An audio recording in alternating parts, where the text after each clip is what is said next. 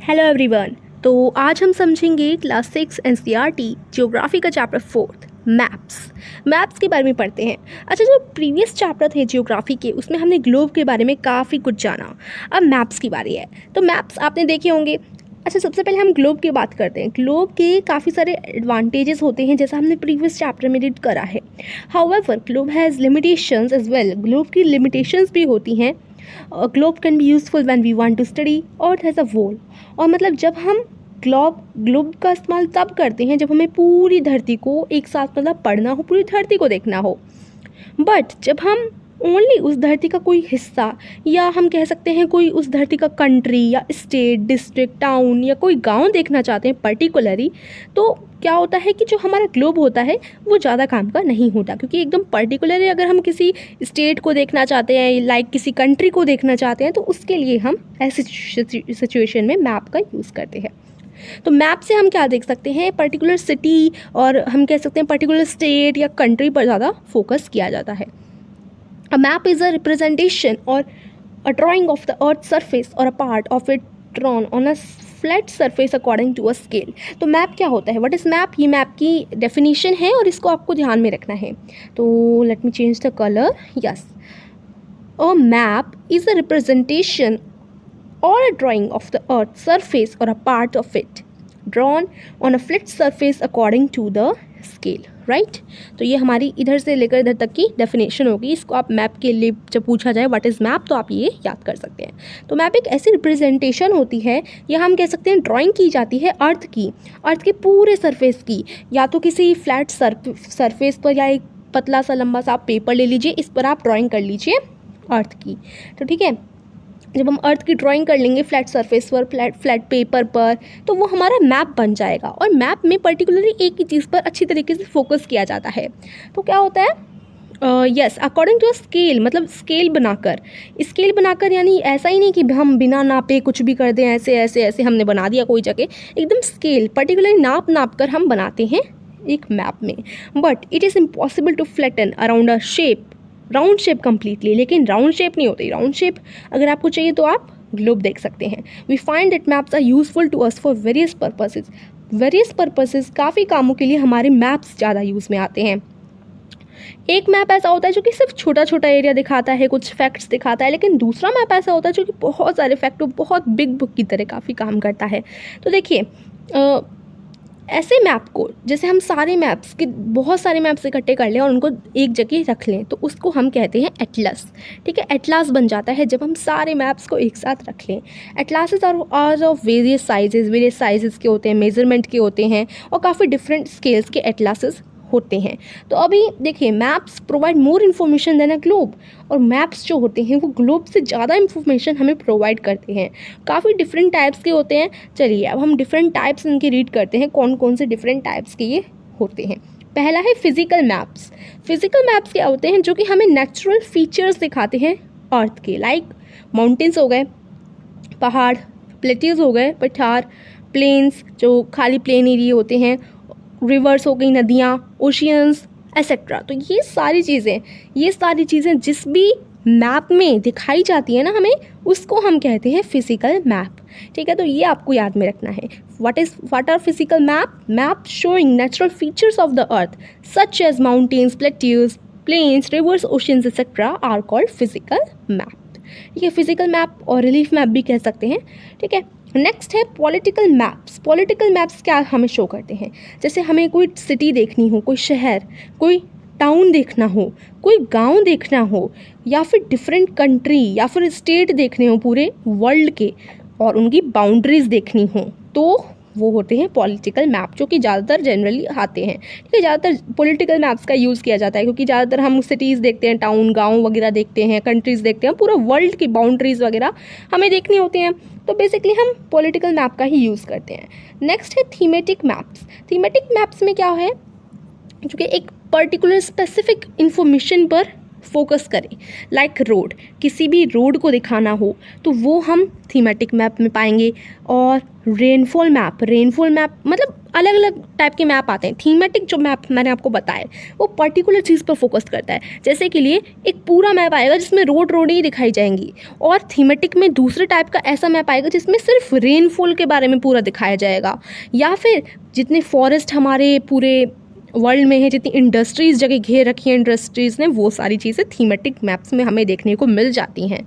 और इसके अलग टाइप के मैप आते हैं, जैसे रेनफॉल का एक मैप हो गया, एक मैप हो गया हमारे फॉरेस्ट का, ऐसे करके। Suitable titles are given on the basic of information provide in this map, मतलब एकदम अच्छे अच्छे नाम रखे हैं जिस हिसाब से ये प्रोवाइड करते हैं हमें इंफॉर्मेशन। तो कौन कौन से मैप पढ़े हमने? फिजिकल मैप वो होते हैं जो कि माउंटेन, प्लेट्यूज, प्लेन्स, रिवर्स दिखाते हैं। पॉलिटिकल मैप्स हमें cities, town, villages, different countries, state, पूरा वर्ल्ड की बाउंड्रीज एक्सेट्रा दिखाते हैं। और थीमेटिक मैप्स वो होते हैं जो कि हमें किसी पर्टिकुलर चीज़ पर फोकस होता है, जैसे कि लिए रेनफॉल हो गई, forest, industries etcetera are known as thematic map, right. अब देखिए there are 3 components of map. अब हम मैप के 3 कंपोनेंट्स होते हैं, 3 पार्ट होते हैं एक तरीके से। एक है डिस्टेंस, एक है डायरेक्शन, एक सिंबल। तो कोई आपसे पूछे what are the 3 component of maps, तो आप क्या बोलेंगे? डिस्टेंस, डायरेक्शन एंड सिंबल, ठीक है। अब हम बात करते हैं डिस्टेंस की फर्स्ट कंपोनेंट की। तो मैप पर ड्राइंग, मैप क्या होती है? ड्राइंग होती है जो कि पूरा वर्ल्ड एक तरफ खींच लेती है या फिर ड्रॉ कर लेती है एक पेपर पर। और we can say maps are drawn to reduce scales. अब देखिए जो हमारा पूरा वर्ल्ड है वो बहुत ही ज़्यादा बिग है, बड़ा है। तो ऐसा तो नहीं हो सकता कि हम जितनी बड़े एक स्टेट है, क्योंकि एक स्टेट भी बहुत ही बड़ा होता है, तो एक पेपर पे हम पूरा स्टेट का साइज़ तो नहीं बना सकते, पूरा वर्ल्ड बनाना तो इम्पॉसिबल है एक पेपर पे।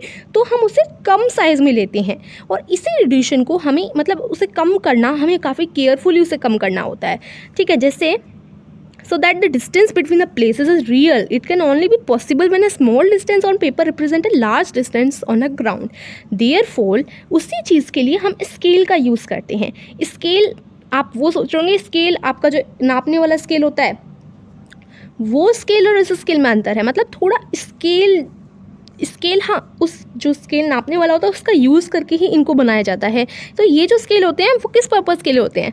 Scale is the ratio between the actual distance on the ground and the distance shown on the map. यानी जो स्केल होते हैं, एक्चुअल डिस्टेंस जितनी भी होती है, मान लीजिए किसी स्टेट की एक्चुअल डिस्टेंस जितनी भी है, उसका अगर हम थोड़ा छोटा फॉर्मेट लें तो वो हमारा वो हो जाती है, स्केल हो जाता है।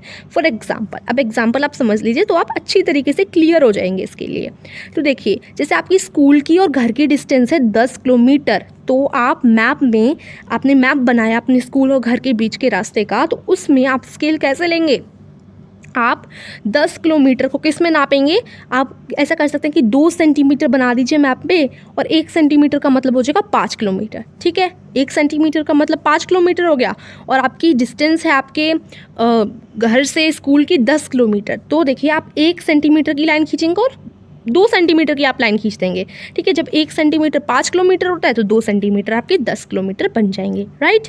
तो मतलब बड़ी चीज़ को हम सेंटीमीटर में, छोटे में ले लें, नाप कर ले लें, ठीक है, तो उसको हम कहते हैं स्केल। हमने 10 किलोमीटर को मान लिया 2 सेंटीमीटर यानी 10 किलोमीटर, राइट। तो ये स्केल हो जाता है। आपकी स्केल ड्राइंग का कितना हो गया? 1 centimetre is equal to 5 kilometre. Third scale is very important, काफ़ी इंपॉर्टेंट होता है किसी भी मैप में, क्योंकि बिना स्केल के हम कोई भी मैप नहीं बना सकते। अब ऐसा थोड़ा ना कि हम एक्चुअल साइज़ किसी भी चीज़ का जितना हो इतना बड़ा मैप में बना दें, तो हमें थोड़ा उसे छोटा कर लेना पड़ता है। तो यही चीज़ है। और स्केल से हम कैलकुलेट करना भी सीख जाते हैं 2 प्लेसेस के बीच का। अब देखिए जैसे लार्ज एरियाज़ होते हैं, लार्ज कंट्रीज़ होती हैं, बड़ी बड़ी कंट्रीज़ होती हैं, तो उनके लिए हम छोटे स्केल लेते हैं क्योंकि वो काफ़ी बड़ी होती हैं, तो हम स्मॉल स्केल का यूज़ करते हैं। फॉर एग्जांपल हम 5 सेंटीमीटर लेंगे जो कि 500 किलोमीटर हमारा शो करेगा। 5 centimetre is equal to 500 kilometre, क्योंकि जो भी जगह हम ले रहे हैं वो काफ़ी बड़ी है, तो हमें छोटा स्केल लेना पड़ेगा, ठीक है। तो ऐसे मैप को हम कहते हैं स्मॉल स्केल मैप, जो कि कंट्री शो कर रहा हो। उसके बाद अब जैसे आपको पर्टिकुलर आपके विलेज का, अपने गांव का मैप बनाना है, तो आप क्या लेंगे? गांव तो छोटा सा ही होता है, तो आप लार्ज स्केल ले सकते हैं, ठीक है। आप लार्ज स्केल का यूज़ कर सकते हैं आराम से। तो ये हो जाता है लार्ज स्केल मैप। तो ये उतना इम्पोर्टेंट नहीं था, लेकिन आई होप आप समझ गए होंगे, बहुत सिंपल है, ठीक है। अब हम देखते हैं डायरेक्शन। अब देखिए ये चीज़ और पढ़ लेते हैं, large scale maps give more information than a small scale map. Large scale map small scale map से ज़्यादा इन्फॉर्मेशन देते हैं, क्योंकि हम लार्ज स्केल मैप में किसी छोटी चीज़ के बारे में बता रहे होते हैं और खोल खोल कर बता रहे होते हैं। अब इसके बारे में हम आगे और भी डिस्कस करेंगे, ठीक है। तो यहाँ पर बस मेरा यही था कि आप स्केल का मतलब समझ जाएं, और स्केल का मतलब बेसिकली बहुत सिंपल सा ही होता है, जो बड़ी चीज़ है, जितना भी साइज़ है, किसी कंट्री का बहुत बड़ा साइज़ है, उसको आप छोटे साइज़ में कन्वर्ट कर लें, वही हमारा स्केल हो जाता है। ये आप अपने माइंड में क्लियर रखिएगा। उसके बाद नेक्स्ट देखिए, हमारा जो नेक्स्ट आता है मैप का कंपोनेंट, वो है डायरेक्शन। डायरेक्शन बहुत सिंपल है, यानी आपकी दिशा। सबको पता है डायरेक्शंस क्या होती हैं, जल्दी फटाफट से बताइए। ईस्ट, वेस्ट, नॉर्थ, साउथ, ये जो होते हैं, ये सारी हमारी डायरेक्शन यानी दिशाएं होती हैं, ठीक है। तो मैप में डायरेक्शंस भी लिखी होती हैं साइड साइड में, ठीक है। अगर आपके घर में मैप है तो बहुत अच्छी बात है, आप देखिएगा डायरेक्शन लिखी होंगी मैप पर। तो यहाँ देखते हैं हम डायरेक्शंस कौन सी होती हैं, north, south, east and west. अब देखिए इस फिगर में आपको बता रखी हैं ये डायरेक्शंस हमारी। अब देखिए इन डायरेक्शन को, नॉर्थ, साउथ, ईस्ट, वेस्ट वाली डायरेक्शन को हम क्या कहते हैं, कार्डिनल पॉइंट्स कहते हैं। ये आपको ध्यान में रखना है। Directions north, south, east, west को, इनको हम कार्डिनल पॉइंट्स कहते हैं, ठीक है। तो कार्डिनल पॉइंट्स कौन से हो गए, ये नॉर्थ हो गया, ये वेस्ट हो गया, ये ईस्ट हो गया, ये साउथ हो गया, ये कार्डिनल पॉइंट्स हो गए, या हम कह सकते हैं कार्डिनल डायरेक्शंस हो गई। उसके बाद अदर 4 इंटरमीडिएट डायरेक्शन भी होती हैं। इंटरमीडिएट डायरेक्शन क्या होती हैं, जैसे देखिए अब हम इधर बहुत ही ईजिली इसको समझ सकते हैं। नॉर्थ ये है वेस्ट, इसके बीच में क्या पड़ गया, नॉर्थ वेस्ट, राइट। बहुत सिंपल है, ये नॉर्थ, ये ईस्ट, इसके बीच में हो गया नॉर्थ ईस्ट। ईस्ट और साउथ के बीच में हो गया साउथ ईस्ट, और इसी के साथ साथ वेस्ट और साउथ के बीच में हो गया साउथ वेस्ट, ठीक है। बहुत सिंपल है, ध्यान में रखिएगा इसको। इनको हम कहते हैं इंटरमीडिएट डायरेक्शन। इनसे हमारा जो भी जगह है उसको लोकेट करना बहुत ही ज़्यादा ईजी हो जाता है। अगर कोई भी डायरेक्शन इन दोनों के, नॉर्थ और ईस्ट के बीच में है, तो आप क्या कहेंगे, मेरा घर तो नॉर्थ ईस्ट में है, ठीक है। और कोई भी जगह आपकी साउथ और ईस्ट के बीच में है, तो आप कहेंगे मेरा स्कूल तो साउथ ईस्ट में है, ठीक है। तो इस तरीके से आप कह सकते हैं। तो इनसे हमारा लोकेशन लोकेट करना ना बहुत ईजी हो जाता है, और एक्यूरेटली हम लोकेट कर सकते हैं इंटरमीडिएट डायरेक्शन की हेल्प से। अब देखिए नेक्स्ट हम पढ़ते हैं। तो ये आप फाइंड आउट कर सकते हैं, यहाँ पर देखिए, यहाँ पर आप देख सकते हैं कौन सी डायरेक्शन है, नॉर्थ, वेस्ट, ईस्ट, साउथ, ये आप पता लगा सकते हैं, ठीक है। तो जैसे देखो मैं आपको बता भी देती हूँ, यहाँ पर देखिए ये रही वेस्ट डायरेक्शन, ये रही ईस्ट डायरेक्शन, ये रही नॉर्थ डायरेक्शन, ये रही साउथ डायरेक्शन, ठीक है। इसके बीच में आप इंटरमीडिएट डायरेक्शन ढूंढ लीजिए। ये वाली कौन सी इंटरमीडिएट होगी, ये वाली कौन सी होगी, इनके बीच में आप मतलब ऐसे लोकेट कर सकते हैं। ये एक तरीके से एक्टिविटी है। अब नाउ देखिए, we can find out the direction of a place with the help of a compass. हम कंपास के यूज़ से हम क्या कर सकते हैं, कंपास के यूज़ से भी हम डायरेक्शन पता कर सकते हैं। कंपास आपको पता है ना, अभी भी यूज़ की जाती है, पहले के समय में थोड़ा ज़्यादा यूज़ की जाती थी। तो क्या होता है, it is an instrument use to find out main directions. तो ये what is compass, it is an instrument use to find main direction, ये इसकी डेफिनेशन हो गई। तो व्हाट इज़ कंपास, ये एक ऐसा इंस्ट्रूमेंट होती है जिससे हम डायरेक्शंस को फाइंड आउट कर सकते हैं, ढूंढ सकते हैं। अब directions north, east, west, south, ये जो होती हैं, its magnetic needles always point toward north south direction. इसकी जो नीडल होती है उसकी वजह से हम एकदम डायरेक्शन पता कर लेते हैं कि किस डायरेक्शन में हम घूम रहे हैं। तो पहले जो शिप्स जाया करती थी, पानी में जाया करती थी, उनको डायरेक्शन के लिए कंपास का यूज़ करना पड़ता था। तो ये हो गया कंपास। और उसके बाद आते हैं हम थर्ड कंपोनेंट पे, जो हमारा चल रहा था मैप के थर्ड कंपोनेंट पे, सिंबल्स पे। तो देखिए थर्ड कंपोनेंट है, इंपॉर्टेंट है, काफ़ी important component of a map. It is not possible to draw on map the actual shape and size of different features such as building, road, bridges, trees, railways, so on. तो देखिए जो कि हमारा third important component होता है symbol. अब देखिए एकदम मैप पे एग्जैक्टली तो हम एक्चुअल शेप और साइज़ ड्रॉ नहीं करते किसी भी स्टेट या कंट्री का, उसके लिए हम स्केल का यूज़ करते हैं उसको छोटा बनाने के लिए। अब इसी तरीके से हम सिंबल्स का यूज़ कब करते हैं, with the use of symbols हम क्या कर पाते हैं, मैप ईजिली ड्रॉ कर सकते हैं और हम सिंपली रीड कर सकते हैं मैप को। सिंबल ना हमें क्या बताते हैं, जैसे ये सिंबल किस चीज़ का है, ये सिंबल किस चीज़ का है, ये सब हम इस पूरे मैप में पढ़ने वाले हैं। तो इससे पहले ऊपर पढ़ लेते हैं। ये एक यूनिवर्सल लैंग्वेज होती है जो कि हर कोई समझ सकता है, और हर मैप में ये सारे साइंस, ये सारे सिंबल्स का यूज़ किया जाता है किसी भी चीज़ को लोकेट करने के लिए। अब जैसे देखिए ये ना एक इंटरनेशनल एग्रीमेंट हुआ था इसके बीच में कि हाँ इस तरीके से हम लोग बना लेते हैं और इंटरनेशनली इनको सब जानते हैं, जो नीचे सिंबल हैं तो हम भी जान लेते हैं एक बार। और इनको हम क्या कहते हैं इन सिंबल्स को? कन्वेंशनल सिंबल्स, ठीक है, these are called conventional symbols. और कुछ कन्वेंशनल सिंबल्स यहाँ पर नीचे दिखा रखे हैं। So let we read. Railway line, railway line का कोई भी हो, ब्रॉड गॉड हो, मेट्रो का हो या रेलवे स्टेशन का साइन हो, तो क्या क्या होता है देख लीजिए, ये तीनों होते हैं, ठीक है। तो रेलवे स्टेशन का ये साइन होता है, ये मेट्रो मीटर का होता है और ये ब्रॉड का होता है, ठीक है। तो ये हो गया। अब देखिए रोड कोई मेटल की होती हैं, कोई अनमेटल होती हैं। तो मेटल रोड ये, और जो अच्छी तरीके से कच्ची कच्ची होती हैं उनको हम ये कह सकते हैं, इस टाइप का उनका सिंबल होता है, मेटल्ड और अनमेटल्ड। तो फटाफट से आगे पढ़ते हैं। बाउंड्री इंटरनेशनल बाउंड्री होती है, एक स्टेट बाउंड्री और एक डिस्ट्रिक्ट बाउंड्री होती है, राइट। तो इंटरनेशनल बाउंड्री क्या होती है? इस तरीके से हम उसे प्रेजेंट करेंगे, एक मोटी लाइन खींचकर, फिर बीच में मोटा डॉट, फिर बीच में फिर लाइन खींचकर मोटी सी। उसके बाद ये तो हो गई हमारे इंटरनेशनल बाउंड्री को शोन करने के लिए। अब स्टेट लेवल की जो बाउंड्री होती है उसके लिए हम थोड़े पतली लाइन और पतला सर्कल बनाते हैं, ठीक है। और उसके बाद जब डिस्ट्रिक्ट लेवल की बारी आ जाती है, डिस्ट्रिक्ट बाउंड्री की बारी आ जाती है, तो हम ओनली लाइन ड्रॉ करते हैं पतली पतली सी, ठीक है। तो ये हमें साइंस याद में रखने हैं, इंपॉर्टेंट है। रिवर का साइन इस तरीके से होता है, टैंक का साइन इस तरीके से होता है, कैनल का साइन इस तरीके से, ठीक है। और ब्रिज का साइन भी दे रखा है, ये रहा। उसके बाद देखिए आगे टेम्पल, ये रहा, चर्च ये रहा, मॉस्क्यू ये रहा, और छतरी ये रहा। तो ये सारे साइन हो जाते हैं हमारे। पोस्ट ऑफिस का साइन है PO, post and telegraph office का साइन है PTO, और पुलिस स्टेशन का साइन है PS, ठीक है, शॉर्ट फॉर्म में कर दिए ये। सेटलमेंट यानी जहाँ पर घर बसे होते हैं उनका साइन ये होता है, घरों का। और ग्रेवयार्ड का मतलब जो हमारे जहाँ पर लोग मर जाते हैं तो एक तरीके से हम उनको दफना देते हैं, वो ये वाला साइन होता है, ठीक है, उनका, कब्रिस्तान का। उसके बाद देखिए ट्रीज़ और ग्रास, ट्रीज़ का ये साइन है, ग्रास का ये साइन है। बहुत सिंपल है, बहुत ही सिंपल साइंस है, बस आपको एक बार इन्हें रीड कर लीजिए, पढ़ लीजिए एक और बार, आपको सब याद हो जाएंगे। अब देखिए इनके लिए हमने वेरियस कलर्स का यूज़ किया। फॉर एग्जांपल ब्लू हमने किसके लिए यूज़ किया? पानी के लिए यूज़ किया, माउंटेन के लिए ब्राउन, येलो हमने प्लेटियो के लिए यूज़ किया। तो हर किसी के लिए हम अलग अलग कलर यूज़ करते हैं और अलग अलग वे से सबको ड्रॉ करते हैं सिम्बल्स को। सो यस, यहाँ पर देखिए एक मैप दे रखा है पूरे सिम्बल्स का। ये वसंतपुर है, ये डुमरी है, ये सुंदरपुर है। मतलब यहाँ पर देखिए, यहाँ पर ये सारे घर बसे हैं और यहाँ पर पेड़ हैं आसपास में, ठीक है। और यहाँ पर देखिए सारे कब्रें हैं और यहाँ पर है हमारा चर्च, ये रहा स्कूल, ये रहा रिवर, ये रहा टेम्पल, ठीक है। इस तरीके से आप इस मैप को पढ़ लीजिए, आपको सब समझ आ जाएगा।